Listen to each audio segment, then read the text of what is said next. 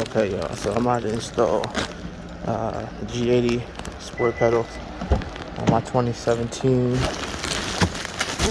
dropped it already on the Genesis 500 Ultimate. Here is the original pedals here. Put a little flash on it so you see. That's the original pedal there. And I'm about to swap it out to these here. I'll show it to you guys.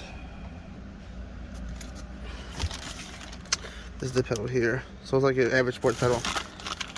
This is it here. So I'm gonna swap these out and then I'll get right back to you guys. Okay, so this is how you take off your G80 sport pedal. You pop this little black rivet that go right here. Flathead screwdriver. And then you just unscrew the bolts.